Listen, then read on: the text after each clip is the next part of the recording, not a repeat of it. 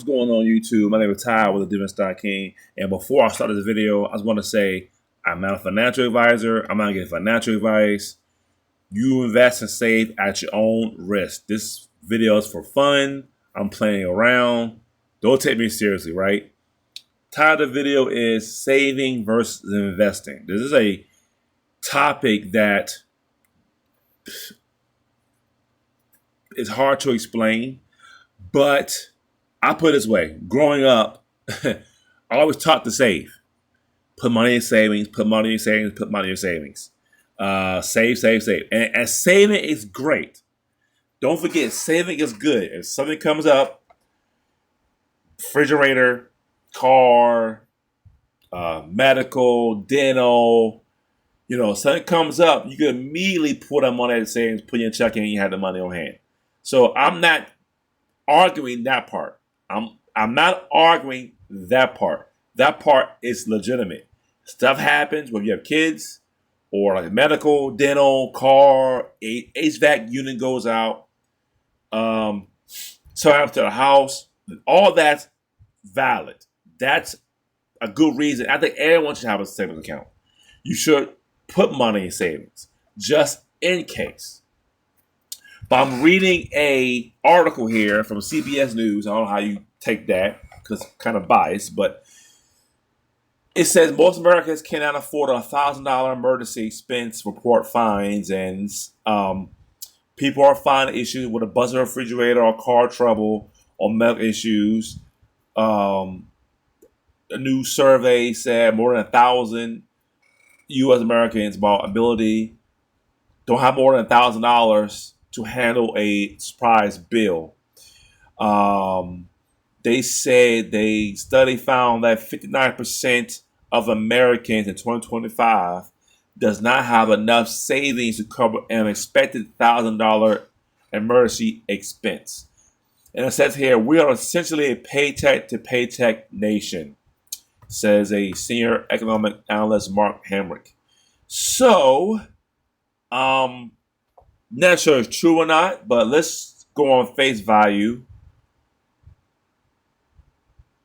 Say it's true. And this is not the first time people heard this. A lot of people heard this in the past that some people have $1,000 in savings. Now, I'm not against savings, but here's the issue. We've been taught our lives to save. Very little investing. Investing is not even a thought. Nothing wrong with savings, but we should have done both. Growing up, we should have done a little bit of investing, a little bit of saving, especially in dividend stocks and ETFs. Now, last month in June, I made $2,500 a month in income, passive income. Now, if the average American don't have $1,000 in savings to pay an emergency bill, now I got more of that in my savings account. So if I need to take the money in my savings account for tomorrow, I can do that. I can't do it with dividends because I have to wait at least 3-4 weeks to get the money. So let's just put that into perspective. And then I can take out $1,000 today and have an emergency. But I have enough in savings to cover a $1,000 emergency, right? Let's put that out there for example. But I can replace that $1,000 in a month. And we make $2,500 a month. You're good. You're not the average American. You're not. When you make this money passively, you're not that. What's the percentage? You're not in that 59%. You're not. You're in that 40% that has the money to cover expenses, and this is why I'm gonna teach my children to invest and save. You should do both. Savings a crucial part because again, if my dividends come once a month or not once a month, once a week, so I have to wait a month to get $1,000. If you have $1,000 in savings, I could do it within a couple of days. I mean, I can literally transfer it over, take a day, and be in my account the next day. So I can't immediately spend it, but I can replace that $1,000 within a few weeks.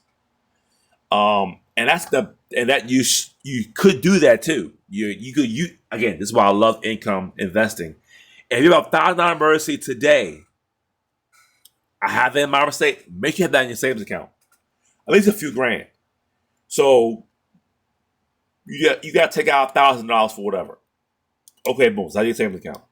When I get my dividends during the week, I can take those dividends, right, hold in my brokerage account and transfer them to my savings account. So it replaced the money that I took out, right? So pretty much it pays that medical bill, right? It paid it, whatever it is. So that's another reason I love income. If I had all growth funds, I couldn't do that. If I had all growth funds, I have to sell my stock to get there versus hold these income funds and get paid next month. So again, especially with a Coney and Alti pays, I get $250 from Alti and getting, $800 from Coney, $1,000. I can pull from there. So my savings account. This is another reason why I invest. And in my personal opinion, I'm not getting financial advice, we should do both. We should do both. It's not just savings, because it takes a long time to save. It does. It's a long time to save. You can't put $1,000 in a month. Okay, if you could, you'll do it, right? That's $500 every 2 weeks, $250 a week. I can do that with my dividends. So that's the end of the video. I'm not saying which is better, but if you invest, right, and have enough to make, say, $2,000, I'm not worried about $1,000 expense. Now, I will have that $1,000 in a savings account, absolutely. If I need the money now, I need the money now. But I can replace that money with my income. So that's the end of the video. Saving versus investing. Who wins? Both win. But if I had to pick one over the other, I'll pick investing. Cause I get that cash flow every week. I get that $800-900 every week. Versus if I take $800-900 out of my savings account, I gotta put the money right back in or dwindle my savings account. So that's the end of the video. Thanks for watching.